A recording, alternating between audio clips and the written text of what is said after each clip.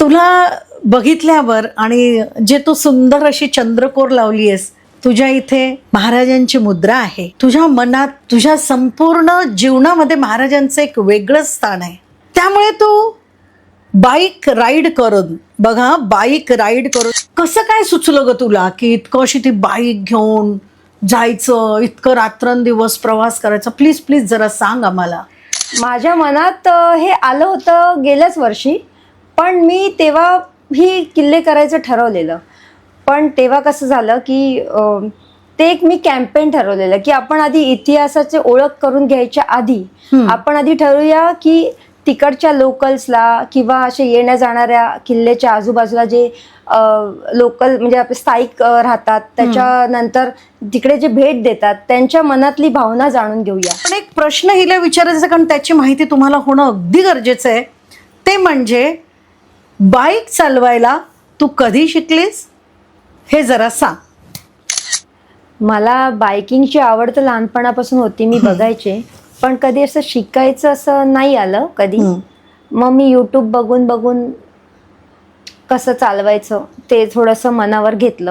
आता रायगड नंतर मी निघाली प्रतापगडला, कारण सेम डे. रायगड आणि प्रतापगड मी एकाच दिवशी केला आणि खंदेरी आणि लोहगड एका दिवशी, बाकी सगळे एक एक झाले. मग प्रतापगडला पोचल्यावर दुसऱ्या दिवशी मी निघाली. तुझ्या बरोबर तुझ्या घरचे कसा सपोर्ट आहे तुझ्या मुलांचा? मुलं मला खूप सपोर्ट करतात आणि माझी मुलं आता मोठी झाल्यामुळे त्यांना पण कळतं की आत्ता मम्माला तिचं आयुष्य जगणं म्हणजे आपण जगतच असतो, पण एक असतं ना आपल्या मनाने जगणं वेगळं असतं. आवडी, आपल्या आवडी. मी त्यांना स्वतः सांगते की बेटा मी इथे चालले. अरे कशाला सांगते मम्मा, जा तू बिंदास, आत्ता तुला वेळ आहे, तुझे हातपाय म्हणजे तू चालत राहिलीस तरच तू आणखीन फिट राहशील.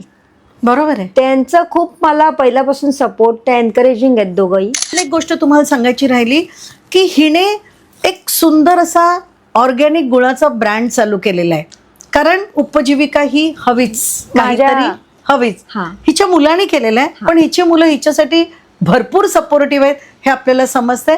तर अपर्णा, काय ब्रँडचं नाव आहे? ब्रँडचं नाव आहे, तो जॅगरी ब्रँड आहे, जॅगरी पावडरचा, सिल्वोरा म्हणून. श्री छत्रपती शिवाजी महाराजांना वंदन करून BTS मराठी राजमंच आजचा पॉडकास्ट सुरू करतोय.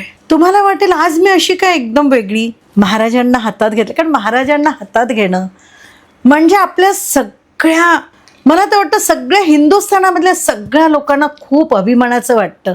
आणि त्यातल्या त्यात तुम्ही जर महाराष्ट्रीयन असाल ना तर ऊर काही वेगळाच भरून येतो. पण मी आज अशी का बनली आहे वेगळी? आज मी महाराजांना का असं घेतलंय? खरं नेहमीच घ्यायला हवं, परंतु आज आपल्याकडे अशी एक झुंजार मुलगी स्त्री आलेली आहे. आता मी मुलगी स्त्री असं का म्हणते हे तुम्हाला कळेलच. ही जी रणरागिणी आहे, जिच्या मनामध्ये शिवाजी महाराज आणि त्यांचं स्फुरण आहे. कारण आपण सगळेच म्हणतो शिवाजी महाराज की जय, काय ते किल्ले, त्या किल्ल्यावर जायलाच हवं, पण आपण नुसतं बोलतो. फार थोडी लोक जातात आणि एखादीच विरळी अशी आहे की जी एकटी धडाडीने 10 दिवसात 12 किल्ले करते. हो 10 दिवसात 12 किल्ले. आज अशाच व्यक्तिमत्वाला आपण भेटणार आहे. आपल्याकडे आहे अपर्णा ओळेकर. अपर्णा, नमस्कार. नमस्कार मॅम. तुला बघितल्यावर आणि जे तू सुंदर अशी चंद्रकोर लावली आहेस, तुझ्या इथे महाराजांची मुद्रा आहे. तुझ्या मनात, तुझ्या संपूर्ण जीवनामध्ये महाराजांचं एक वेगळं स्थान आहे. त्यामुळे तू बाईक राईड करून बघा, बाईक राईड करून, तिला मी सगळं विचारणार, तुझ्या बाईकचं वेट किती असतं, तू कसं ट्रॅव्हल केलं, सगळं भरपूर प्रश्न आहेत. चला मी कमी बोलते नाही, आता तिलाच बोलू द्या. तर अप्पू, प्रेमाचं नाव आहे. तिला जे ओळखतं ते तिला अप्पू, कारण अप्पू दबंग है. सो ह्या अप्पू दबंगला, ह्या अपर्णाला, तिच्यातल्या असणाऱ्या त्या महाराजांबरोबर असणाऱ्या प्रेमाला आपण नक्की भेटूया. कसं काय सुचलं ग तुला की इतकं अशी ती बाईक घेऊन जायचं, इतकं रात्रंदिवस प्रवास करायचा? प्लीज प्लीज जरा सांग आम्हाला. सर्वप्रथम तुम्हाला खूप खूप आभार की तुम्ही मला इतकं छान माझं स्वागत केल्याबद्दल. मला एकदम असं खूप छान वाटलं. ते सुरुवातच छान झाली माझी. नक्की. माझ्या मनात हे आलं होतं गेल्याच वर्षी, पण मी तेव्हा ही किल्ले करायचं ठरवलेलं. पण तेव्हा कसं झालं की ते एक मी कॅम्पेन ठरवलेलं की आपण आधी इतिहासाची ओळख करून घ्यायच्या आधी आपण आधी ठरवूया की तिकडच्या लोकल्सला किंवा असे येण्या जाणाऱ्या किल्ल्याच्या आजूबाजूला जे लोकल म्हणजे आपले स्थायिक राहतात, त्याच्यानंतर तिकडे जे भेट देतात त्यांच्या मनातली भावना जाणून घेऊया. असं मी एकदा जाऊन आले गेल्या मे महिन्यात, पण ते फॉर बेस किल्ल्या त्या पायथ्याशीच, कारण मला कमी वेळात परत यायचं होतं. तेव्हा मी 5 दिवसात 10 किल्ले करून आली, पण पायथे हे नाही, त्याच्यात वेगळे होते ते. आणि त्याच्यानंतर जूनला हे जेव्हा जागतिक वारशाची जी बातमी आली त्याच्यात मला कळलं आत्ताच आपण मेला हे करून आलो आणि जूनला हे असं ठरलंय, मग आपण हे केलं तर.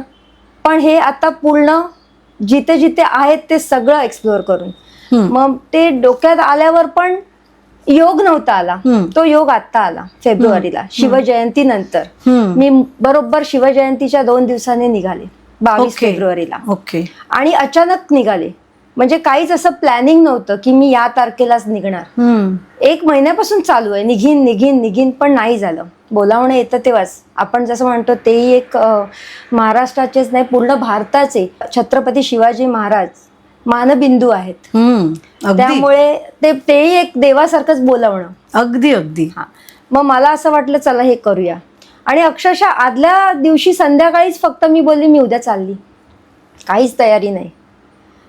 माझ्या मुलाने एवढं पण सांगितलं अगं तू बाईक घेऊन चालली आहेस, अशीच जाणार, आधीच एवढी चालली आहे तुझी बाईक, सर्व्हिसिंग नाही काय नाही. मग तो रात्री 10 वाजता जाऊन त्यांनी फक्त इंजिन ऑइल चेंज केलं, कारण हे महत्वाचं असतं, कारण त्याच्यामुळेच गाडीचे प्रॉब्लेम्स होऊ शकतात. ऑलरेडी चाललेली असते माझी गाडी बरीच. ते करून आला, त्यांनी धुतली पुसली, त्याच्या मनाने त्यांनी ते जे चेन लूप वगैरे जे आपलं बेसिक सर्व्हिसिंग घरगुती करू शकतो ती केली. आणि मग मी परळहून ठाण्याला गेली रात्री 12:30 वाजता. आणि गेल्यावर मला तर मी रातराणी पण आहे, रणरागिणी बोलण्यापेक्षा मला झोप येत नाही. 4 वाजेपर्यंत अशीच टीव्ही बघत बसली आणि निघाली. ओके. मग म्हणजे आम्ही एक साध्या छोट्या प्रवासाला 4 चाकी किंवा 2 चाकी त्याचं किती काळजी घेतो की हे बरोबर आहे ना ते बरोबर आहे ना, असं काही न करता एक जस्ट ऑइल चेंज करून आणि जुजबी चेंजेस करून तू निघालीस. हो. आणि त्यावेळेला तुझं काही रूट वगैरे ठरवला होतास का?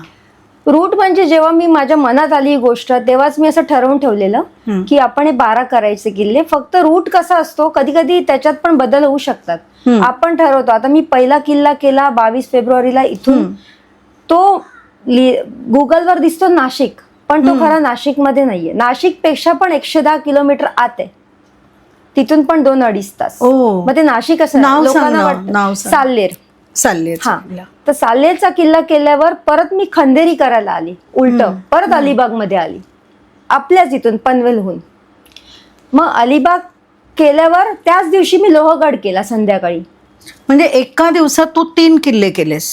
2 दिवसात 3 किल्ले. 2 दिवसात म्हणजे निघालीस त्या दिवशी तू मी साल्लेर केला ना की साल्लेर संध्याकाळपर्यंत तिथे हॉल्ट घेतला. मग मी इथून अलिबाग, मग अलिबाग वरून पहिला किल्ला कुठला जवळ पडतो, शिवनेरी का लोहगड, तर लोहगड. मग लोहगड करूया, कारण 5 वाजता बंद होतो, आपण इथे पोहोचू शकतो 4:30 किंवा 4 पर्यंत, म्हणजे आपल्याला करता येईल. आणि छोटा किल्ला आहे.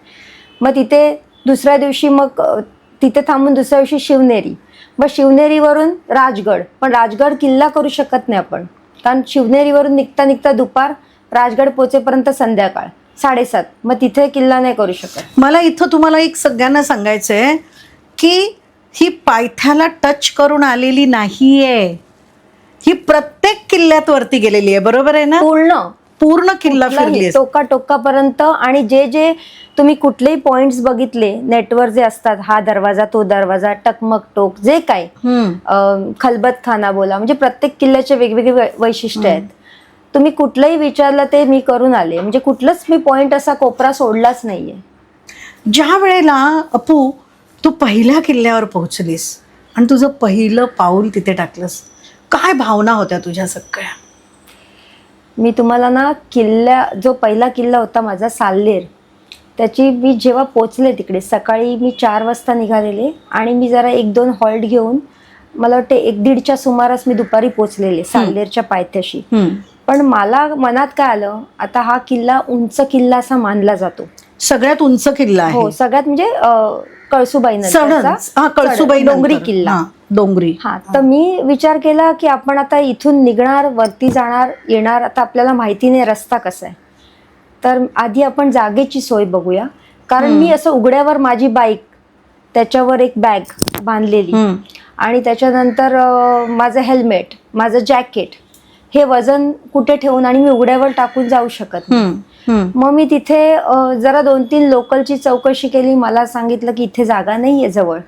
एका माणसाने तिथून पास ऑन होताना, त्यांचं नाव पण सांगते, विनायक म्हणून, तिकडचे स्थायिक असतील, त्यांनी माझा टॉप बॉक्स बघितला. कारण मी कधी पण कुठेही गेली तर टॉप बॉक्सवर एक रफ आयडिया, इथे 12 किल्ल्याचा मॅप, की मी काय करते, किल्ले वाचवा असं मेसेजेस काही, अच्छा, ओके, किंवा स्वराज्य समर्पित काही असं प्रिंट करून जाते. त्यामुळे ते वाचल्यावर एक लोकांना अंदाज येतो की मी नक्की काय करते. त्यांनी मला थांबून विचारलं की मी बोलली आतून केला नाही, मी जस्ट आत्ता निघणार आहे, पण मी जागा शोधते. ते म्हणाले शोध तू, हा माझा नंबर घे, जर तुला नाही कुठे जमलं तर इथून थोडंसं आहे पण मी सांगेन. मला नाही मिळाली अर्धा पाऊण तास करून. मग मी त्यांना फोन केला, काका मी तुम्हाला आत्ता भेटलेले, पण मला सांगा प्लीज. त्यांनी माझी एक सोय अशी, साल्लेर फोर्ट कॅम्प अशी जागा होती घरगुती, तिकडे त्यांनी सांगितलं जा. तिथे मी गेल्या 2:30 वाजले, 2:30 म्हणजे 2:15. मी लगेच 15 मिनिटात तिथे सामान टाकलं आणि मी बोलली आता निघायचं फ्रेश. त्या मुलाला मी विचारलं मला सांग कसं जायचं ते, तर त्यांनी मला सांगितलं इथून असं असं चालत आहे, मग पायथा येतो, मग डोंगरी. मी बोलली मला हे माहिती नाहीये, तू चल, पाहिजे तर तू काय एक्स्ट्रा तुझे चार्जेस घे, पण तू चल, कारण मला खरंच डोंगरी रस्ते माहित नाही, चुकामुक होऊ शकते. त्यांनी विचार केला चल. मी थोडंसं त्याला जरा माझ्या पद्धतीने कन्व्हिन्स केलं. मी कधी चुकले वरती तर माझी हिरकणी होईल, मला अंधारात कसं यायचं मला माहिती नाही, तर प्लीज तू चल. तर त्यांनी म्हणजे हिरकणी होईल बोलल्यावर त्याला हसायला आलं, तर म्हटलं चला ताई मी येतो. म्हणजे किती प्रेझेन्स ऑफ माइंड, कुणाला काय अपील करणार. तर आपली ही तशी हिरकणी नाही, पण हिरकणी सारखी असलेली. पुढे सांग तुझी स्टोरी. मग नंतर त्याच्या मागोमाग जाता जाता मी अक्षरशः वाट अशी वाकडी तिकडे, कुठून कुठून झाडी झुडपातून, आणि जरा असं लागलं की काटे लागतात अशी झाडं होती ती, करवंदाची किंवा काटेरी असतात ना.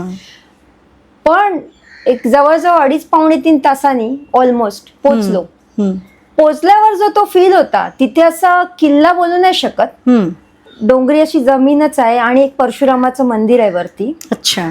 सगळ्यात टोकाला तो जो फील असतो ना, की तिथे असा प्रत्येक किल्ल्यावर तुम्हाला एक मोठा भगवा दिसणार, जो शिवजयंतीला, आणि एक आपला ध्वज पण दिसेल, इंडियन फ्लॅग, की ते शिवजयंती 26 जानेवारी तेव्हा त्यांचं तिकडे असतंच. तो जो मोठा भगवा बघितला, त्याच्यावर मी अक्षरशः त्याला बोलली प्लीज दादा माझा एक स्लोमो घे ह्याच्यावर.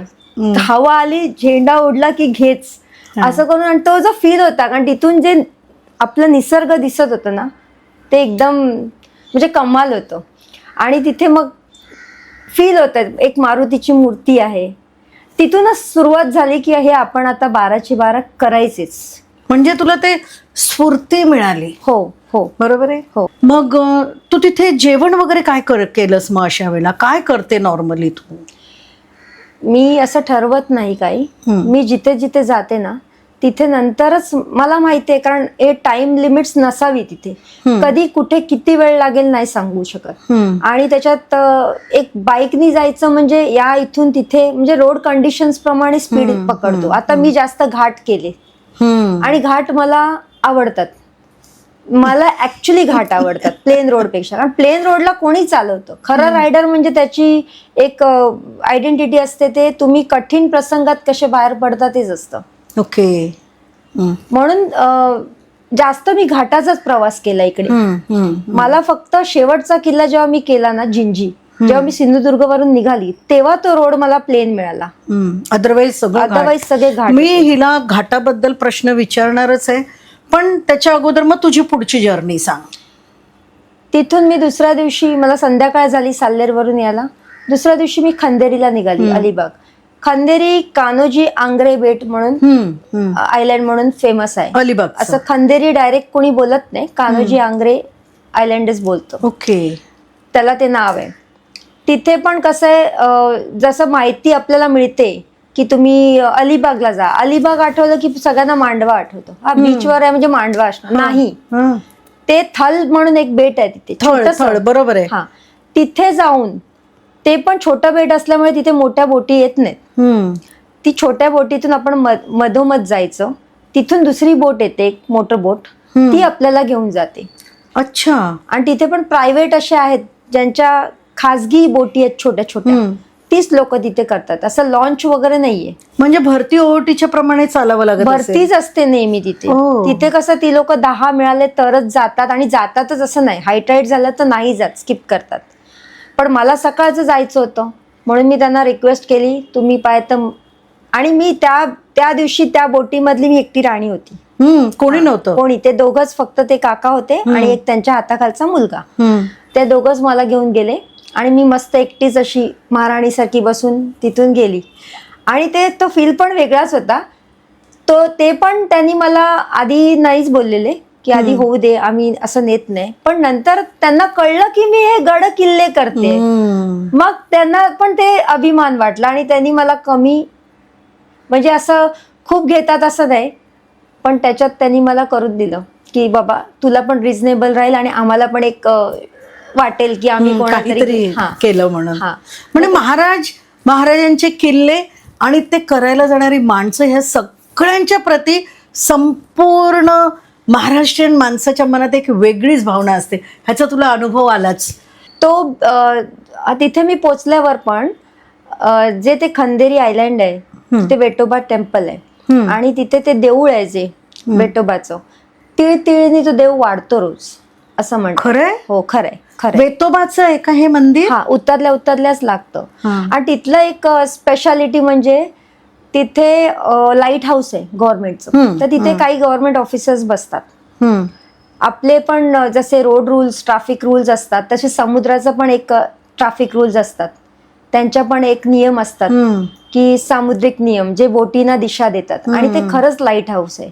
फक्त दिवसा नाही बघायचं, रात्री बघितलं तर जगमगाट. त्यामुळे तिथून पण लोकेशन्स, डिरेक्शन्स बोटींना दिले जातात. ओके. नेव्हिगेशन फेमस आहे तिथे लाईट हाऊस. परत देऊळ आहे तिथे, दर्गा आहे, मारुतीचं देऊळ आहे. आणि प्रत्येक याला एक भवानी माता, महादेवाचं प्रत्येक किल्ल्यावर तुम्हाला देऊळ दिसणार. प्रत्येक किल्ल्यावर दिसलं. वा, दिसणार. हो, दिसणारच. तर ते एक येताना भरती होती, मग लाईफ जॅकेट घालायला लागलं. जे पाणी मला इथे खाली दिसायचं ते येताना इथे आलेलं. म्हणजे बोटीच्या अगदी कट टू कट. म्हणून ते म्हणालेलं, म्हणून आम्ही रोज नाही नेत इथून. पण ठीक आहे, माझं कदाचित तेव्हा लक होतं म्हणून माझं सेम डे. आणि खूप छान अनुभव होता. लाईफ जॅकेट, 40 मिनिटाचा प्रवास होता म्हणून लाईफ जॅकेट दिलं त्यांनी. मग तिथून मी निघाली लोहगडला. कुठे भीती वगैरे काही नाही वाटली? भीती वाटत असती तर मी सुरुवातच नसती केली. ती मी निघूनच गेले. मला आता आपण जेव्हा कॉन्फिडेंट होतो, आपल्यात तेवढा एक आत्मविश्वास वाढतो, तेव्हाच या गोष्टी होऊ शकतात. बरोबर. आणि भीतीचं म्हणजे मला नाहीच आहे भीती आता, कारण एवढे मस्त मस्त मी धडे घेतले आहेत लाईफमध्ये, छान ज्याच्यातून मी खूप काही शिकले. त्यामुळे भीती ही निघून गेली माझी. अप्पू दबंग का म्हणतो माहितीये का, तुम्हाला आणि मला जे धडे असे वाटतील ना, त्याला ती म्हणते छान धडे. हा तिचा ना पॉझिटिव्ह अप्रोचच आहे. तिच्याबरोबर असलेल्या सगळ्या मैत्रिणी किंवा कोणी, त्यांच्यात सगळ्यांच्यात एक सकारात्मक ऊर्जा टाकते ही आपली दबंग अप्पू, अपर्णा. तर मग पुढे काय झालं?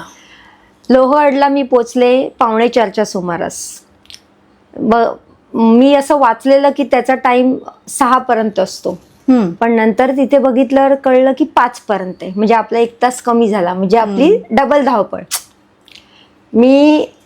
मला ठेवायला काहीच जागा नाही तिथे. माझं जॅकेट आणि हे घेतलं हातात, तसंच चढायला सुरुवात केली. आणि तिथे कसं 10 मिनिटं झाल्यावर तिकीट काउंटर येतं एक. ते मला म्हणाले की आत्ता 4-5 झाले, तुम्ही येऊ शकता जाऊन. असं कंटिन्यू गेलात तर तुम्ही 20-25 मिनिटात पोचाल आणि तुम्हाला एक्सप्लोर करता येईल वरती. एवढं काही जास्त काही नाहीये, पण 5 म्हणजे त्यांचं 5च आहे. तिथून 5ला सगळ्यांना खाली आणतातच. So I was the last person to come down. सगळ्या सिक्युरिटीजला घेऊन मी आली आणि मी Okay. अशी बाहेर आली आणि तो दरवाजा लावायचा, पहिला दरवाजा. मग मी तिकडून बाहेर आली की तो गेट लावायचा. ते पण व्हिडिओज मी काढले. I am the last person आणि त्यांची नावं पण विचारली. थँक्यू तुम्ही होतात म्हणून मी तेवढं तरी पाहिलं. मग त्याच्या वरती गेली, तिकीट काढून वर गेली. तो खूप छान असा वळण आहे ते.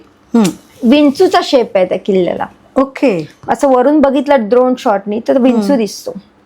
तो फेमस Proper नांगी वगैरे असं. नांगी सारखा. आणि तिथे पण वरती महादेवाचं टेम्पल आहे आणि तोफ आहेत ज्या आपल्या जुन्या, म्हणजे बरंच. आणि आपले गड किल्ल्यासारखा शेप आहे. बस जसे सगळीकडे गड किल्ले आता पाहिजे तसे राहिले नाहीयेत. मग तिथेही असा चांगला अनुभव होता तो. आणि आली कसंही 5:15 खाली आली आणि त्यांच्याशी बोलत बोलत आली. त्यामुळे एक प्रूफ राहतो आपल्याकडे की. आणि त्यांनी पण खूप प्रश्न विचारले की आम्ही इथे असं बघितलं नाही. मी एका पॉइंटला काय झालं, मला शूज घातले, मी स्पोर्ट शूज पण चेंज नाही केले कारण टाइमच नव्हता. तसंच घेऊन मी काय केलं, हेल्मेट नको, हेल्मेट हातात धरलं, जॅकेट घालूनच ठेवलं, गरम होतं तरी, कारण हातात कुठे धरणार. रायडिंग जॅकेट थोडं हेवी असतं. बूट टाकले तिकडे मध्येच कुठेतरी कोपऱ्यात. मी बोलली येताना घेऊ, बूट काय कोण नेणार नाही, नेले तर जाऊ देत, कारण ते चढायला अवघड जात होतं. बरोबर आहे. मग ते येता येता मग त्यांनीच सांगितलं, मॅडम हे तुमचेच बूट ना, तुम्हाला बघूनच कळते. म्हणजे हो माझेच आहेत. मला खात्री होती कोण असं करणार नाही म्हणून इथे ठेवले मी सेफर साईड. म्हणजे तो एक केला. त्याच्यानंतर मग असं वाटलं शिवनेरीला जाऊया, पण नंतर विचार केला, पाय जरा असे हलत डुलत होते. विचार केला इथे हॉल्ट घेऊया, शिवनेरी उद्याच करता येईल ना आपल्याला. पण ठीक आहे. मग लोहगडला तिथे जवळच एक आजूबाजूला बघितलं असं 2-3 जणांना विचारलं तर विराज फार्म्स म्हणून होतं. तिथे गेले, तिथे मिळाली होमस्टे मिळाली. पण तिथे सकाळी पण उठून बसली मी 5:30ला रेडी होऊन. पण नंतर विचार केला थोडा दमाने निघूया, कारण 5:30ला एवढा काळोख होता आणि ते जंगल रस्ता असल्यामुळे ना. आणि लोहगडचं कुठूनही 2 बाजू आहेत जायच्या. मी आली या बाजूनी, निघाली या बाजूनी. दोन्ही बाजू अशा आहेत ना की त्याचे जे 2-3 टर्निंग्स आहेत ना ते थोडेसे डेंजरस आहेत. जो जातो लोहगडला त्याला कळेल. युपिन म्हणजे फुल वळण असल्यामुळे ते जरा प्रॉपर केलं तरच, नाही तर पडायची, स्किट व्हायची खूप शक्यता आहे. असे 2-3 टर्न्स आहेत. आपण जसं चढतो तसंच उतरताना पण तो डीपच येतो. मग ते मला माहिती होतं कारण मी एकदा येऊन गेले. तर पण मी या बाजूने आले तरी तो टर्न लागले 2. पण चढायचे टर्न इझी जातात, पण उतरायचे जरा कठीण असतात. राईट. ते जरा व्यवस्थित नॉलेज कंट्रोल वगैरे असं काही त्यावेळेला, म्हणून तर हो ते खूप सेन्स ऑफ माइंड ठेवायला लागतं. थोडीशी चुकी झाली किंवा समोरच्यामुळे पण चुकी झाली, असं झालं होतं एकदा. हा. आणि मी तुम्हाला खरंच सांगते, खूप ते गृहस्थ असे वयस्कर होते म्हणून मी काय बोलली नाही जास्त. असं एकदा झालेलं. काय घडलं? कारण तिथे तो जो टर्न आहे त्याला असं सपोर्ट नाहीये, डायरेक्ट दरी आहे आणि तो टर्न असा आहे. आणि तिथून आपण कसं होतं उतरताना, मला काय प्रत्येक बायकरला सवय असते हॉर्न वाजवायची, कारण वरती जो येतोय त्याला कळतं. आणि रोड फक्त एवढाच रोड आहे, म्हणजे एक 4 व्हीलर आली तर आपण थांबायला पाहिजे. ठीक आहे. मी हॉर्न वाजवला, तो दिसला मला, म्हणजे वयस्कर होते कोण त्यांच्या फॅमिली बरोबर. त्यांनी मला सांगितलं 4 व्हीलर 2 व्हीलर. हा, मी 2 व्हीलर वर होती आणि ते 4 व्हीलर मला स्वतः ड्राईव्ह करत होते. हा, मला थांबता आला तिथे, मी थांबली कारण मला तो बॅलन्स आला. कारण पुढे गेलीस तर बॅलन्स नसता आला. तर मी त्यांना बोलली तुम्ही वर या आधी. तर ते बोलले तू खाली ये. ठीक आहे, चला कोणीतरी एक स्टॉप झालंच पाहिजे. पण त्यांना काय झालं माहित नाही, मी जेव्हा खाली यायला लागली ना तेव्हाच ते पटकन वर आले. त्यामुळे मी कंट्रोल केली बाईक साईडला, एकदम कट टू कट. आणि त्यांचा मिरर आणि माझा मिरर डॅश झाला. माझा काय प्रॉब्लेम नाहीये, पण त्यांना मी म्हटलं अहो मी तुम्हाला म्हटलेलं. आणि त्यांची वाईफ येऊन सॉरी बोलली म्हणून. त्यांच्या जागी जर दुसरा कोण तरुण असता तर माहित नाही, मी आता नाही सांगत. पण काय होतं, तुमच्यामुळे माझी काही चुकी नसतात, असे पण प्रसंग घडतात. ते कसे टॅकल करायचे ते प्रत्येक बायकरला माहिती असतं. जे प्रॉपर रायडर आहेत ते सगळे शिकलेत, ह्याच्यातून सगळ्यांनी गेलेत. रोड कुठेही कसे येऊ शकतात. हिची जर्नी तर आपण पुढे कंटिन्यू करणार आहोत. पण एक प्रश्न हिला विचारायचा, कारण त्याची माहिती तुम्हाला होणं अगदी गरजेचं आहे. ते म्हणजे बाईक चालवायला तू कधी शिकलीस हे जरा सांग. मला बायकिंगची आवड तर लहानपणापासून होती, मी बघायचे, पण कधी असं शिकायचं असं नाही आलं कधी. मग मी यूट्यूब बघून बघून कसं चालवायचं ते थोडंसं मनावर घेतलं.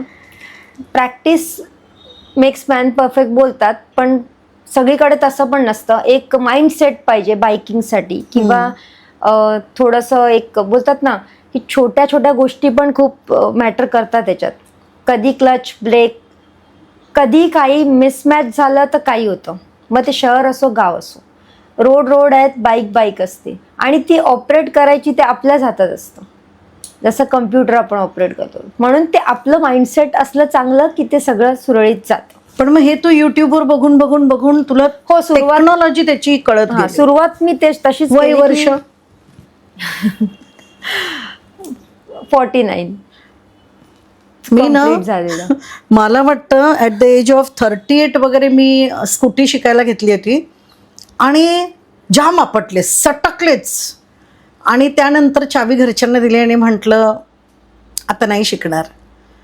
परत जाऊन 45 वगैरे गाडी चालवायला शिकायला, म्हणजे अगदी नाव घातलं वगैरे, सगळं चालवायला लागले. पण आय डोंट नो, सगळंच काही देव तुम्हाला देईल असं नाही, तो कॉन्फिडन्स गेला. पण हिने 49 ॲट द एज ऑफ 49 तिने विचार केला की आपल्याला गाडी चालवायची, आणि यूट्यूब बघितलं पहिलं. पुढे सांग जर्नी. आता ऑलमोस्ट 3 वर्ष होतील मी प्रॉपर रायडिंग कम्युनिटीमध्ये जाऊन, म्हणजे 2023च्या एंडला मी एंट्री केली. माझे एका फ्रेंड्स असं ते म्हणायचे की तू चालवायला लागलीस तर तू राईड्स अटेंड कर, थोडं पॉलिश्ड होशील. आणि आपण म्हणतो ना प्रत्येक क्षेत्रात मेंटॉर्स असतात, कोण ना कोण आपल्याला पॉलिश करणारं भेटतंच. असं नाही की ठीक आहे, तसे मलाही भेटले चांगली लोक, आणि I am very much blessed. मला सगळे चांगली लोक भेटलेत. असं कोणी नावं ठेवण्यासारखं किंवा असं काही निगेटिव्ह बोलण्यासारखं कोणी नसतं. माणसं मुळात वाईट नसतातच, परिस्थिती त्यांना वाईट बनवते. त्यामुळे मी आत्ता 3 वर्ष होतील ऑगस्टला मला. पण मला एक ती एक्साइटमेंट होती की आता शिकल्यावर काहीतरी केलं पाहिजे, किंवा नुसतं असं नाही करायचं. आणि माझी ती ना पहिल्यापासून सवय आहे की मला ना सेंटर ऑफ अट्रॅक्शन बनायला खूप आवडतं. छान, seriously, nothing bad in that. कारण बघ, ती आपली पर्सनॅलिटी.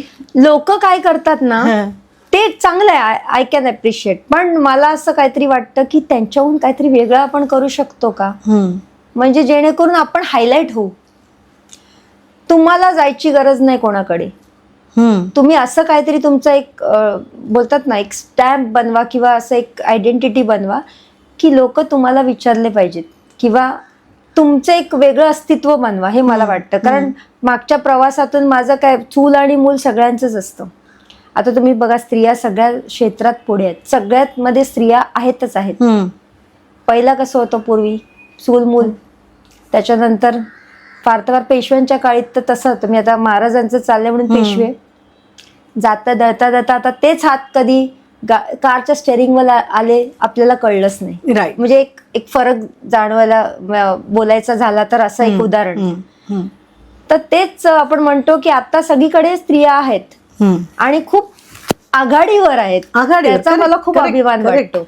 म्हणजे ही स्टिअरिंग हातात आल्यानंतर ते काहीही कोणत्याही प्रकारची गोष्ट चालू शकतात. आपण आता पुन्हा तुझ्या त्या किल्ल्यांच्या जर्नीकडे जाऊया. तर मी लोहगड नंतर हॉल्ट केला. मग दुसऱ्या दिवशी मी शिवनेरीला निघाले, थोडंसं 6:30च्या, कारण मला 5:30 ते 6 पर्यंत मी विचार करत होते आत्ता निघू का, काळोख खूप होता. मग मी निघाली. माझे फोग लॅम्प्स प्रत्येक बाईकवर असतात, बायकरच्या फोग लॅम्प्सनी एक केवढे पॉवरफुल असतात की त्यांनी आपल्याला जंगलातून चाललं तरी कळत नाही, कारण तो लाईट एकदम पुढपर्यंत असतो, पुढचा रस्ता दाखवायला. त्यामुळे अशी एक हे नाही राहत की आपल्याला रस्ता दिसेल की नाही. तर ते प्रत्येक असतात. त्याच्यावरून मी खाली पोचले. मग खालचा रोड गाठल्यावर मी शिवनेरीत पोचले. शिवनेरी किल्ल्याजवळ कसं ते एक पर्यटक स्थळ झाले आता.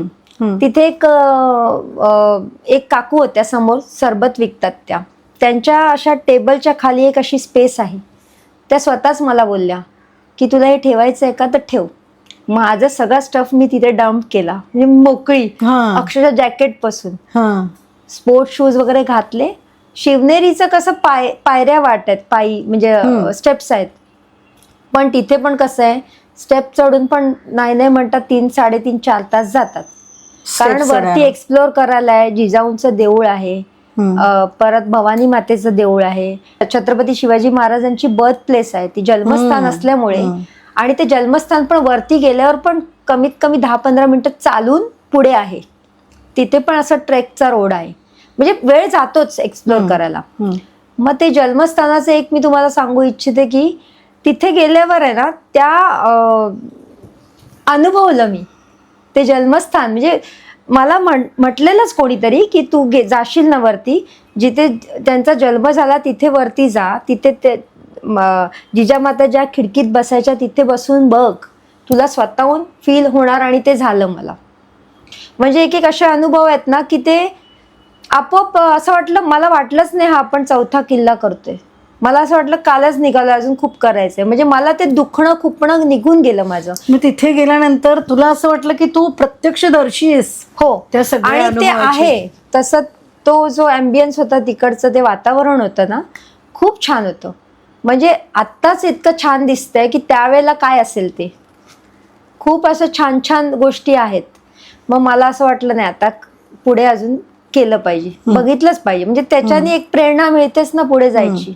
बरोबर. मग ते बरोबर, हा खूप छान होतं. आणि त्याचे पण प्रत्येक किल्ल्याला ते दरवाजे, ते अशी कॉमन गोष्ट आहे.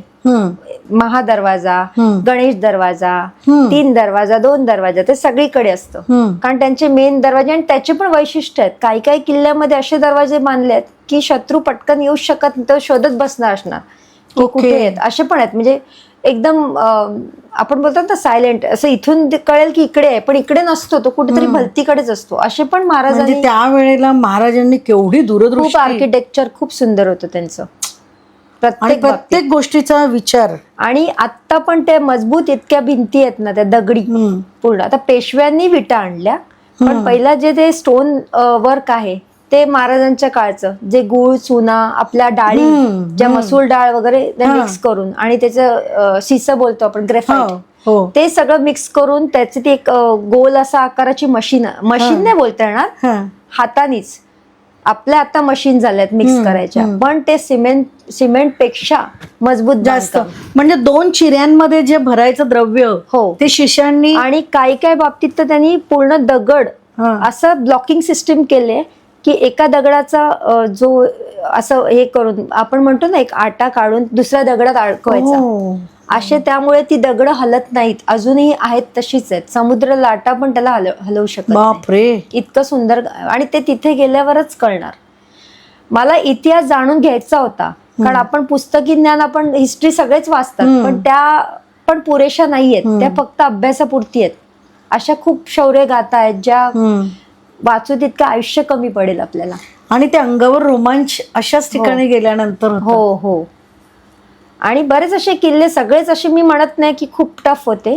साल्हेर, राजगड आणि रायगड याला खूप वेळ लागतो एक्सप्लोर करायला, 6-6 तास जवळजवळ. ओके. राजगड तर खूप मोठा आहे. राजगडमध्ये असे पॉइंट्स आहेत, सुवेळा माची, परत पद्मावती माची, जिथपर्यंत लोक जातात. बाले किल्ला, जिथे मी त्या मुलाची मदत घेऊन गेलेली. परत आपण म्हणतो अजून, म्हणजे हे एक आहेत पद्मावती, हे फेमस आहे. तिथे एक धर्मशाळा आहे, लोक जाऊन थांबतात. फक्त आपली शिदाशिदोरी तुम्हाला आणायची तिथे, काही करता येणार नाही. तुम्ही जे आणाल ते तुम्ही, वरती काही नाही, फक्त स्टे करायचं तुम्हाला.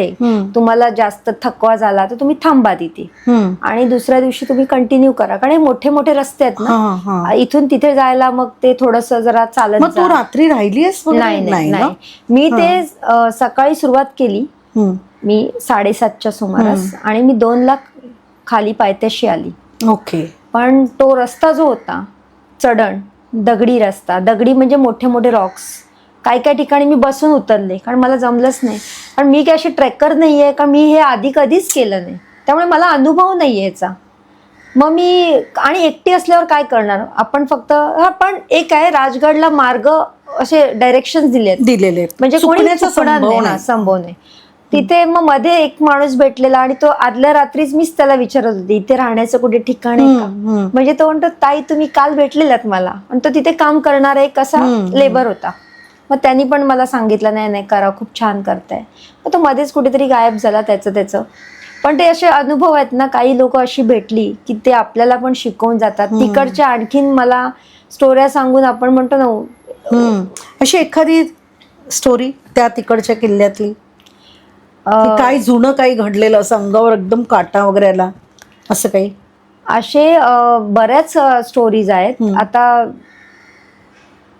रायगडला आहे, राजगडच्या पण आहेत, वेगवेगळ्या आहेत. रायगडला तर टकमक टोक आहे, ते फेमस. म्हणजे प्रत्येकाला, जसं विजयदुर्गला ते कडेलोट म्हणून बोलतात. तिथे ज्यांना पनिशमेंट, जे गद्दारी करायचे त्यांना ती पनिशमेंट होती. टकमक टोक म्हणजे वरतून फेकून द्यायचे बांधून, आणि कडेलोट म्हणजे विजयदुर्ग समुद्रिक रस्ता, त्यामुळे गोणीत बांधून पाण्यात दगड लावून ढकलून द्यायचे तिथून. हे असे, तर ते बघितल्यावरच अंगावर काटे, गुजबम्स येतात. ते असं इथून बघितल्यावर आपल्याला असं वाटतं, पण त्यावेळेचं काय असेल ते एक स्टोऱ्या. परत असे तोफ बघितल्यावर पण येतं. एक तशी विजयदुर्गलाच एक जखीन तोफ म्हणून आहे, जखीन. ती जखिनी सारखीच भयानक तोफ आहे, म्हणून जखीन तोफ असं. म्हणजे असे खूप काय असे राणी महल आहे विजयदुर्गला. कारण विजयदुर्ग हा प्रॉपर किल्ला असा खूप छान एक्सप्लोर करण्यासारखा होता. तिथे समुद्री मार्ग पण दिलेत, आणि ते मी त्याच्यातून गेली की समुद्र मार्गाने. हा, म्हणजे आपण भुयारी रस्ता. भुयारी, ओके. म्हणजे इथून कसे मावळे पटकन इकडून तिकडे पळायचे. इथे दिसलेला मावळा 2 मिनिटात तिथे कसा दिसला, ते रस्ते जे आहे. हे कोणत्या? विजयदुर्गला आहे, सिंधुदुर्गला पण. आणि सिंधुदुर्गला जवळजवळ 42 बुरुज, प्रत्येकाला बुरुज आहेत, त्याच्याने फेमस आहेत ते किल्ले. पण सगळ्यात इंटरेस्टिंग वाटला तो मला विजयदुर्ग, कारण अजूनही तिथे तसे ते तसं जोपासलंय सगळं. जसं प्रतापगडला ती स्टोरी आहे ह्याची, अफजल खानांची.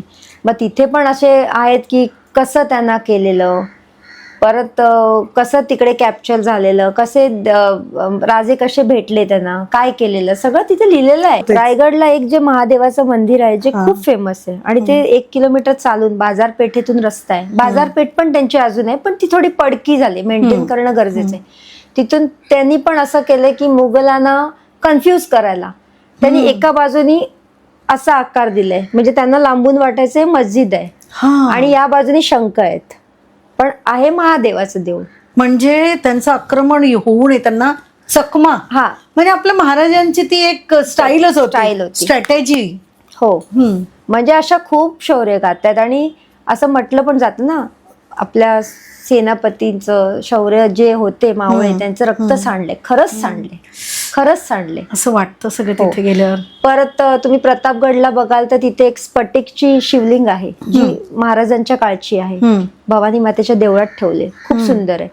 त्याच्या समोर आपले सरसेनापती अंबिराव मोहित्यांची जी तलवार आहे, त्या अफजल खानाबरोबरच्या युद्धात त्या तलवारीने एकाच म्हणजे त्या युद्धात 600 मावळे मारले होते. म्हणजे मावळे नाही बोलतात, त्यांचे सैनिक, ते मारले 600 एका वेळेला. ती तलवार त्यांची अजून आहे, आणि त्याच्यावर असे स्टार रेटिंग, आपल्यात रँक्स मिळतात तसे त्यांचे पण स्टार, की त्यांची पदवी वाढली, ह्यांनी हे शौर्य केलं म्हणून त्याचे 3 स्टार रेटिंग्स ते आहेत त्याच्यावर केलेले. असं वेल मेंटेन्ड आहे सगळं ते. हो, खूप छान आहे. म्हणजे आहेत असे खूप ठिकाणी. ते विजयदुर्गला दारुगोळे पण ठेवलेत जे तोफेत वापरायचे, ते अजून आहेत. म्हणजे बघितल्यावरच असं वाटतं वाव, काय म्हणजे आपण खरंच येऊन बघणं, आणि नुसतं वाचून नाही होत. किल्ले खूप जण करतात मनापासून. पण आज एक किल्ला केला, मग पुढच्या महिन्यात आलं, ते वेगळं. पण आणि बाईकवर, आणि एकटी मुलगी, आणि ही एवढी, किती वजन आहे का बाईकचं? माझं असेल 200च्या वर, कारण माझी जुनी बाईक आहे. बघा, आत्ताच्या जरा हलक्या आहेत, माझ्यापेक्षा खूप कमी आहेत त्या, माझ्या बाईकपेक्षा वजनानी, पण ती जुनी असल्यामुळे थोडी हेवी आहे. अपुला हे सांगायला आवडत नाही, पण मला हे इथे खरंच मेन्शन करायचंय की कोणत्याही अद्यावत खूप अशा काही सुखसोयी तिच्याकडे नाहीये. जुनी बाईक, आणि तुम्ही तिच्या तोंडूनच ऐकलं की किती पटकन, साधं फक्त इंजिनचं ऑइल चेंज करून निघालेली ती. आणि असा 10 दिवस कंटिन्युअस प्रवास. बरं, नुसता रस्त्याचा प्रवास नाही तर जंगलातून, घाटातून, समोरून कसे येतील तेही तिने सांगितलं. अशा सगळ्या विचित्र अवस्थेतून तिने राईड केली. ती पायथ्याशी पोचली आणि नुसती पायथ्याशी पोचून थांबली नाही तर प्रत्येक 12 किल्ले ती चढली आहे. तिने सांगितलं की तिथे रक्त सांडलेलं तिला कळलंय. म्हणजे ती भावना, महाराजांचा जन्म झाला तिथली भावना. म्हणजे तिने तर मला बोलता बोलता असं सांगितलं होतं की मला असं वाटलं की जिजाऊ आहेत त्या ह्याच्या शिवाजी महाराजांसाठी त्यावेळेला पाळणा म्हणतायत. ही सुद्धा भावना तिथे गेल्याशिवाय, प्रत्यक्ष अनुभव घेतल्याशिवाय समजणं खरंच शक्य नाही. अपर्णा, मला जरा पटपट असं रूट सांग ना, तू कुठून कुठे कुठे गेलीस. कारण रायडिंग हे कठीण अवस्था, कठीण रस्ते, घाटाचे रस्ते, जरा प्लीज सांग ना. नाशिक तुम्हाला सांगितलं, चाल्देरहून मी खांदेरीहून हे एवढं आपलं झालं. लोहगड वरून शिवनेरी, शिवनेरीवरून राजगड इथपर्यंत झालं. आता राजगड वरून जो रायगड, मी काय ठरवायची की पायथ्याशी पोचायचं, मग दुसऱ्या दिवशी करता येईल. कारण हे मोठे मोठे किल्ले आहेत. राजगड ते रायगड जो रस्ता होता, जो मी भोर मार्गे गेलेली, भोर ओके होता रस्ता. पण भोर नंतर जो महाडचा आतला रस्ता आला, एक बाहेरचा आहे तो स्मूथ असतो, आतला घाटातला रस्ता आला तो सगळ्यात कठीण. यावेळी कठीण नाही बोलू शकत, थोडा चॅलेंजिंग वाटला. कारण घाटात खूप कामं चालू आहेत आणि ते रस्ते खोदल्यामुळे अंधाराचं बाईक कशी काढायची मोठ्या मोठ्या दगडांवरून, कारण स्किट होण्याचे चान्सेस. आणि त्याच्यात माझी जुनी बाईक असल्यामुळे आत्ताच्या नवीन बाईक्समध्ये खूप फीचर्स असे आले आहेत, ABS बोला काही, की जागच्या जागी बाईक कंट्रोल होते. पण जुन्या बाईक जरा डोक्याने चालवायला लागतात. तर तो एक रस्ता खूप थोडासा चॅलेंजिंग वाटला. रात्रीचं अक्षरशः मी 2 मिनिटासाठी लाईट ऑफ केले तर एकदम काळोख, जंगल, कोणीच नाही आजूबाजूला, एक गाडी पण दिसत नव्हती 1 तासभर. अशा रस्त्याने आले. राजगड पोचल्यावर तिथे हॉल्ट झाल्यावर दुसऱ्या दिवशी मी, म्हणजे रायगडला पोचल्यावर तिथे रोपवे 22 फेब्रुवारीपासून 1 मार्चपर्यंत काहीतरी रायगडचा रोपवे. तसं पण मी रोपवेनी करणारच नव्हते, पण एक ती मला संधी मिळाली की हे प्रूफ आहे की रोपवे बंद होता. हा, म्हणजे मी चढून गेले, मला चढूनच जायचं होतं, मला तोच अनुभव घ्यायचा होता. पण महाराजांची पण इच्छा होती मी सगळे किल्ले चढूनच यायचं, म्हणून त्यांनी तर रोपवे त्यावेळेला बरोबर 22 फेब्रुवारीलाच बंद झाला. तर तो एक अनुभव होता. रायगड नंतर मी निघाली प्रतापगडला, कारण सेम डे. रायगड आणि प्रतापगड मी एकाच दिवशी केला आणि खंदेरी आणि लोहगड एका दिवशी, बाकी सगळे एक एक झाले. मग प्रतापगडला पोचल्यावर दुसऱ्या दिवशी मी निघाली प्रतापगड नंतर सुवर्णदुर्गवरून, ते पण कोस्टल आहे, पण त्याचं 15 मिनिटाचाच कोस्टल राईड आहे. तो पण किल्ला असाच नॉर्मल आहे, अजून खूप काम करायचं बाकी. सुवर्णदुर्गवरून मी निघाली पन्हाळ्यावरून विजयदुर्ग म्हणून, कारण कोकणात आलो. मग सिंधुदुर्ग लास्ट, महाराष्ट्रातला 11वा किल्ला, लास्ट किल्ला. सिंधुदुर्गवरून जेव्हा मी जिंजीला निघाली, तामिळनाडू. तू महाराष्ट्र ते तामिळनाडू हा प्रवास किती वेळ लागला? सिंधुदुर्गचा किल्ला मी जेव्हा केला सकाळी, तो 9ला ओपन होतो. मी येऊन उभी होती, मग पहिलीच जी होती ती लॉन्च पकडली. तो किल्ला एक्सप्लोर करायला खूप वेळ गेला, मला 2 वाजले.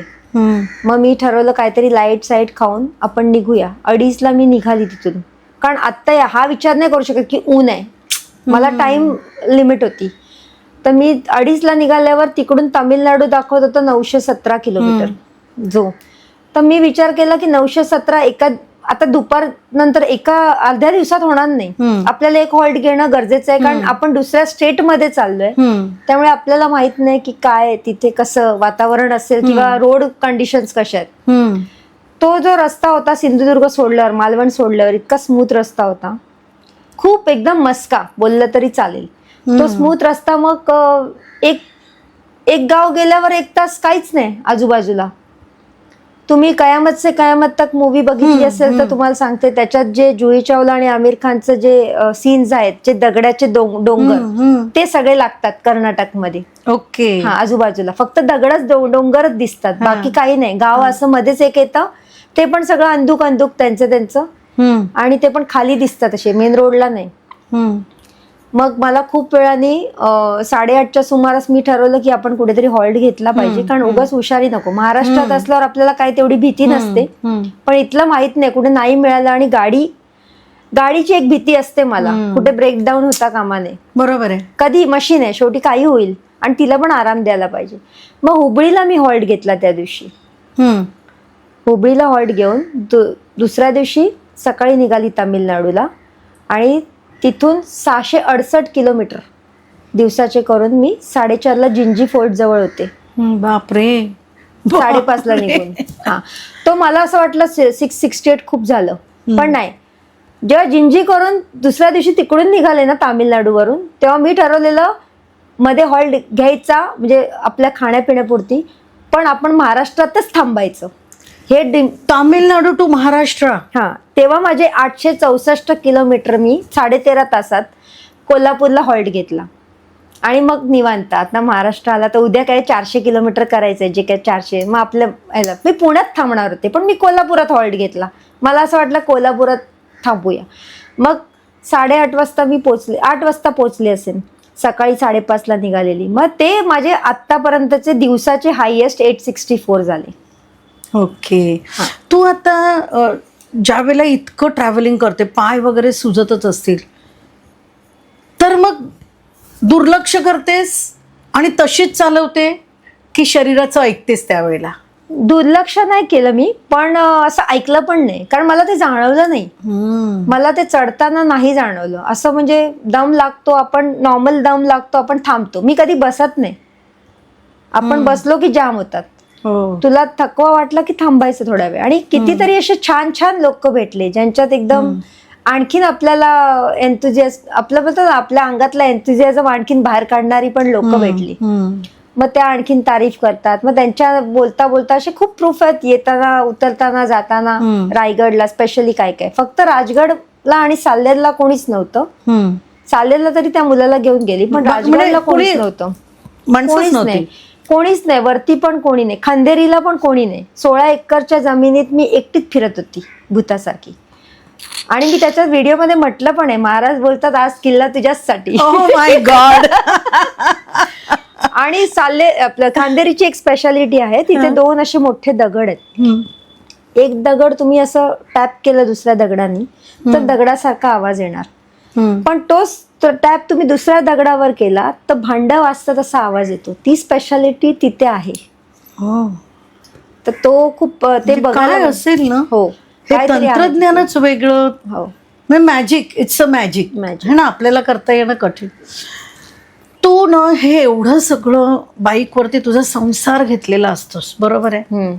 एकदा बोलता बोलता तू सांगितलं मला तुझ्या त्या ठराविक जागा नको येतं, कारण बाईकमध्ये तू कुठेतरी काहीतरी खूप खूप लपवून घेते, कारण रस्ता आहे, चांगली वाईट सगळी माणसं. यावेळी खूप मी तयारीत गेलेले. तयारीत म्हणजे लपवलेलं, फक्त बांधायचंच होतं, पण ते दिसणार नाही कुठे बांधले ते. बाकी काही सांगू नको, फक्त हे सांग तू काय कसले रस नेते आणि काय करते.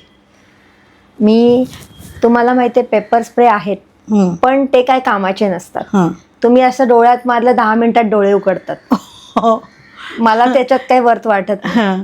मी असं ठरवते की आपण कुठल्या तरी महाराष्ट्राच्या बाहेर जातोय किंवा अशा ठिकाणी, बघा ठिकाणं चांगली असतात, लोकही चांगली असतात, पण बाहेरून आलेल्या लोकांचं काय करणार.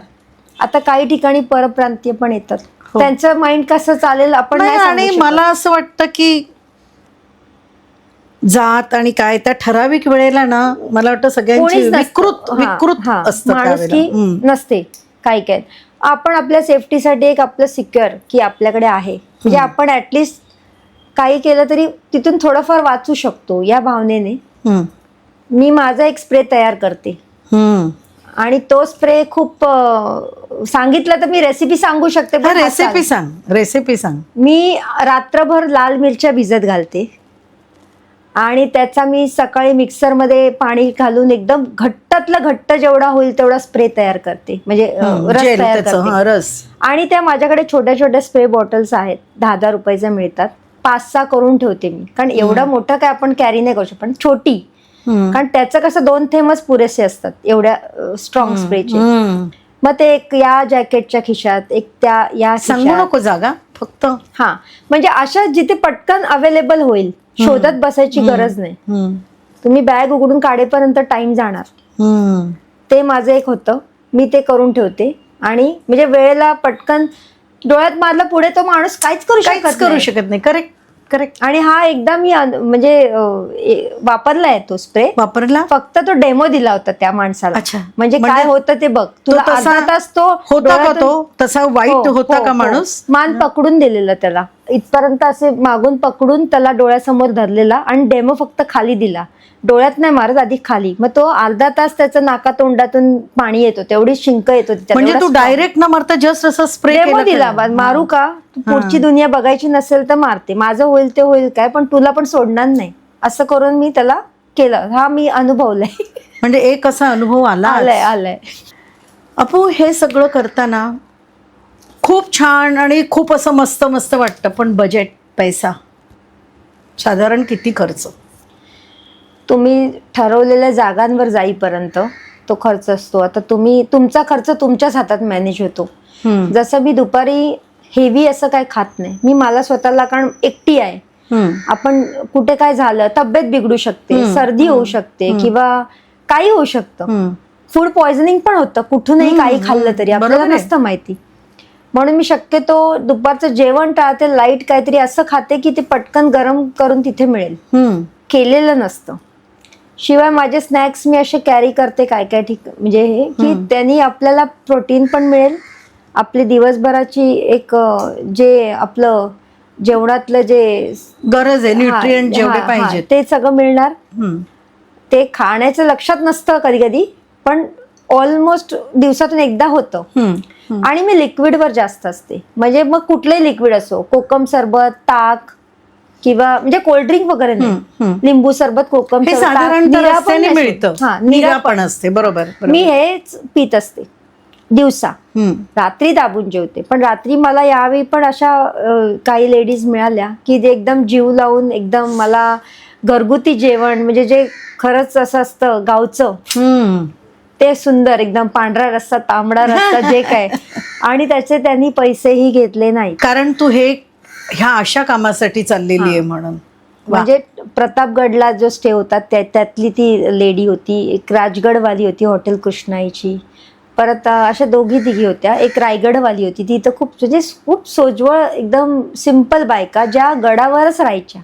ती रायगडची तर गडावरच तिचं सगळं आयुष्य गेलं. आता ती इथे शिफ्ट झाली 2 वर्ष खाली. गडावर राहिलेली लोक आहेत आणि त्यांच्यासाठी नॉर्मल आहे कधी खाली या वर जा म्हणून. म्हणजे खूप छान वाटलं. ते एक मस्त अनुभव होता माझा, एक सुंदर अनुभव. आणि त्याच्यात हे युनेस्कोचं केल्यामुळे ते एक वेगळे, एक प्राऊड फील स्वतःला, जागतिक वारसा आहे तो. हो. मग माझ्या डोक्यात मनात आलं, गेली ती गोष्ट वेगळी. पण हा, रोजचं एक होतं, गरम पाण्यात पाय ठेवून आल्या बसायचं अर्धा तास. आणि नंतर माझा एक छोटा मसाजर मी कॅरी करते, तो फक्त तळपायाला 15-20 मिनिटं, म्हणजे थोडंसं सर्क्युलेशन झालं, दुसऱ्या दिवशी आपण रेडी. बरोबर. थोडं कमी त्रास होतो, बाकी काही नाही. आणि हा होतो असं. बरोबर. तुला ह्या सगळ्याचं काहीतरी एक अवॉर्ड पण मिळालेलं आहे, डिक्लेअर झालंय तुझ्यासाठी. हो. हे ऍक्च्युली सगळं व्हेरीफाय करून 1 महिन्यानी झाला तो, पण India book of world records मध्ये, म्हणजे इंडिया बुक ऑफ रेकॉर्ड्स मध्ये त्याची नोंद झाली. आणि हा माझा 3रा अवॉर्ड, 3ऱ्या वर्षीचा. सांग जरा, आधीचे दोन्ही अवॉर्ड? आधी पण 2 होते. एक तर ते 1 दिवसाचे होते. अष्टविनायकचे 8 टेम्पल्स, 8 देवळं 12.5 तासात मोटरसायकलवरून विथ दर्शन. तर त्याच्यासाठी मला टायटल मिळालेलं fastest female to visit all Ashtavinayak temples. Second होता आपली 3 मेन ज्योतिर्लिंग जी आहेत महाराष्ट्रातली, भीमाशंकर, कृष्णेश्वर आणि त्र्यंबकेश्वर. हे 11.25 तासात मुव्हिंग टाइम मध्ये. त्याचा पण सेकंड बुक ऑफ, तो 2024चा पहिला, 2025चा दुसरा, आणि आता 2026 मला हॅट्रिक करायची होती, कारण मी मुलं 3 आहे, 3 नंबर मला लकी आहे. तर ह्या मुलांक 3चा पुढचा प्रोजेक्ट काय आहे? आहेत 2-3, पण ते असे थोडेसे युनिकच आहेत. ते कोणी विचारही केला नसेल त्याचा, पण आहे. पण ते आता मला इथे नाही आवडत दिसलं, म्हणजे मला असं वाटत नाही ते आधीच, कारण त्याचं अजून तारीख ठरलेली नाही. बरोबर आहे. आणि परत त्याच्यात अनेक अडचणी पण येऊ शकतात. फक्त एवढंच आहे, तो मॅपवर ट्रायंगल दिसेल. वा. मॅपवर तो ट्रायंगल दिसेल, सॉलिड. म्हणजे ते अशा जागा असतील की ज्या ट्रँगल शेपमध्ये. हा 3च जागा आहेत. हा आणि त्या आपण एक GPS ठरवला, जसं मी ऍपचं मॅपिंग देते एव्हिडन्ससाठी, आमचं मॅपिंग पण असतं, किलोमीटर वाईज असतं, जागा कुठे कुठे मी थांबले, कुठून गेली आहे, जंगल होतं, काय होतं, सगळं व्हेरिफिकेशन सगळं होतं. Awards देताना. ऍप्स असतात ते, हा. त्या ऍपवरूनच ते कळतं. आणि माझं एक जिथून जिथून माझी बाईक गेली ते व्हिडिओ येतं, म्हणजे मी या रस्त्याने गेली, इथे थांबली, असं ट्रॅकिंग सगळं.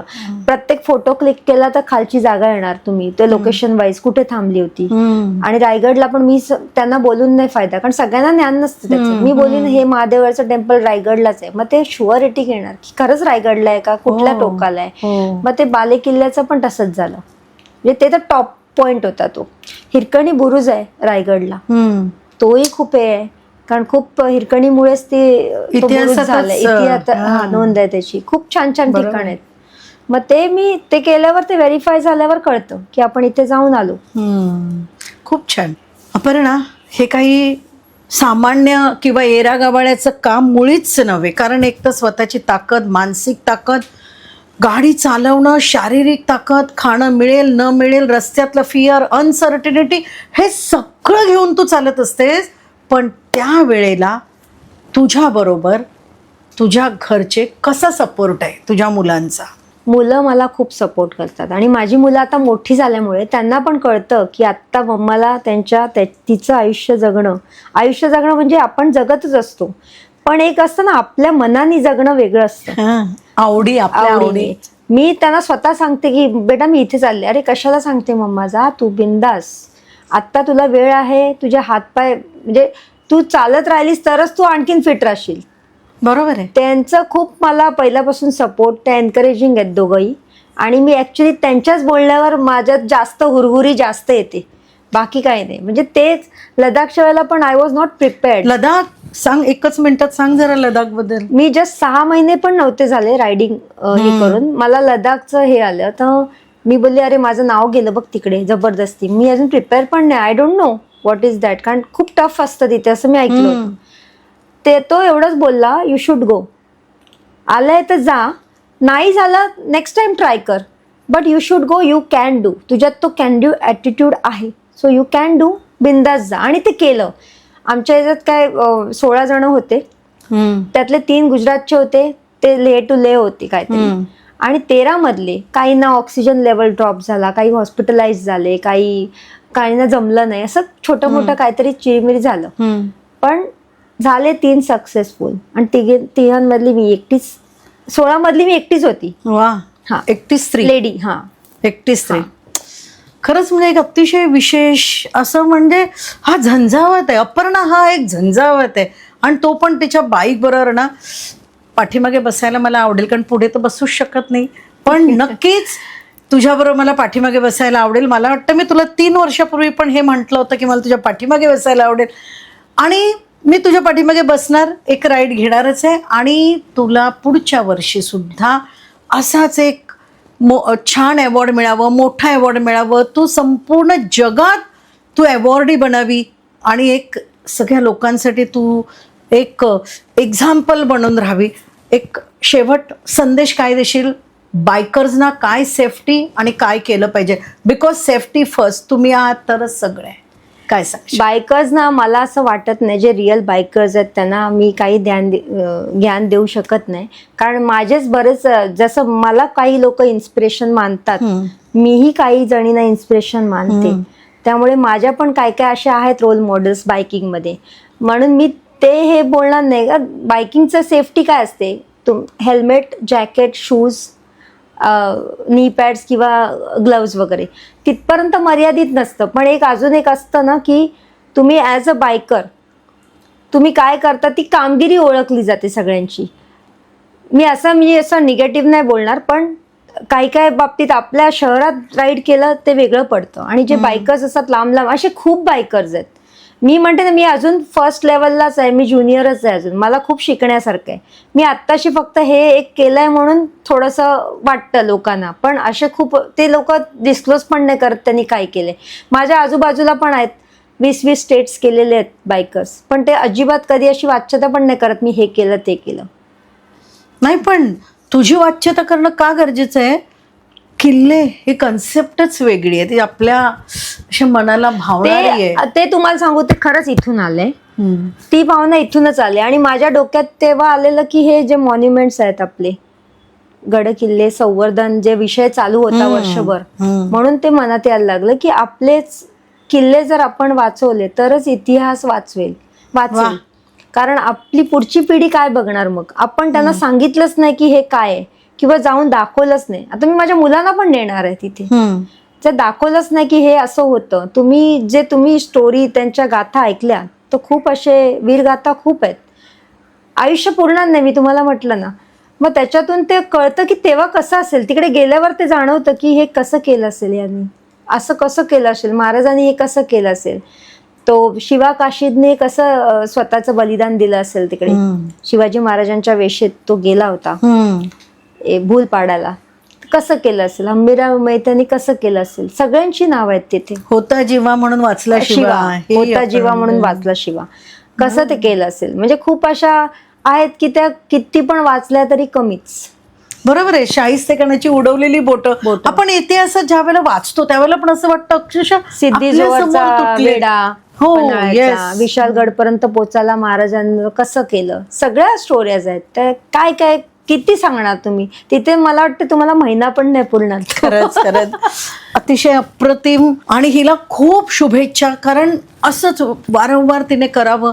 आणि तिने मला सांगितलेलं नाहीये, परंतु माझ्याच अनेक मित्रमैत्रिणींनी सांगितले की ही असा जर काही विशेष वेगळा प्रोजेक्ट घेत असेल तर तिने मघाशी पण बजेट हा विषय टाळला. भरपूर पैसा लागतो. तर आपल्यासारखी सामान्य कुटुंबातली आहे, जर आपल्याला काही तिला मदत करावं असं वाटलं तर जेव्हा तिचा नवीन प्रोजेक्ट, मी तिची लिंक नक्कीच खाली देणार आहे. आणि प्लीज आपण सगळे मिळून सपोर्ट करूया. बघ, हे तू नाही सांगितलं पण माझ्या मित्रमैत्रिणींनी सांगितलं की अशी लिंक टाक, तर आपण अशी लिंक टाकूया आणि भरभरून शुभेच्छा देऊया. अपर्णा, मला खूप जर खूप आभार. असं वाटलं ना तर मी खरंच मी अजून आपल्या बोलतो मला तर अभिमान आहेच, पण अजून ज्यांनी मला ही मदत करेल किंवा जी काय तुम्ही जे तुम्हाला असं वाटतं मी करावं तर ते नक्कीच. कारण तुम्हाला मी म्हटलेलं ज्योतिर्लिंग मी तुम्हाला उघडपणे सांगितलेलं, मला एकाच वेळेला 12 ज्योतिर्लिंग करायला आवडेल. आपण ती लिंक टाकूया. आणि हो, आणखीन एक गोष्ट तुम्हाला सांगायची राहिली की हिने एक सुंदर असा ऑर्गॅनिक गुळाचा ब्रँड चालू केलेला आहे. कारण उपजीविका ही हवीच, काहीतरी हवीच. हिच्या मुलाने केलेलं आहे, पण हिची मुलं हिच्यासाठी भरपूर सपोर्टिव्ह आहेत हे आपल्याला समजतंय. तर आपण काय ब्रँडचं नाव आहे?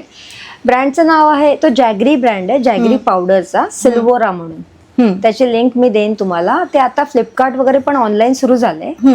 आणि ऑर्गॅनिक आहे, ऑर्गॅनिक पूर्ण, कडल पण होत नाही. त्याचं युएसपी तेच आहे की ते आपण कसं गुळाचा चहा बनवला तो फुटतो तो, पण हा नाही. ह्याचं हे स्पेशालिटी हीच आहे. आणि मोस्टली जे कस्टमर्सनी घेतलं अक्षरशः जिलेब्या पण त्याच्यात केलेल्या. खीर तर असतेच, पण म्हणजे असे कुठेही वापरू शकतो. त्याच्यात तुम्हाला साखर आणि गुळाचा मधलं डिफरन्स नाही जाणवणार. ओके, मस्त. मी सगळ्याची लिंक टाकते तुम्हाला. खूप खूप आभार अपर्णा तुझे. आणि प्रेक्षकांना तुम्हाला हे नक्कीच आवडेल, कारण ते रक्त आपल्यामध्ये आहे, फायटर स्पिरिट आहे. लाईक करा, शेअर करा, सबस्क्राईब करा आणि नवीन नवीन गोष्टींसाठी कमेंट करा. आणि जय शिवराय हे लिहायला तर नक्कीच विसरू नका. Thank you so much Aparna. Thank you. तुला पुढच्या वाटचालीसाठी भरपूर शुभेच्छा. धन्यवाद. जय हिंद. जय हिंद, जय महाराष्ट्र.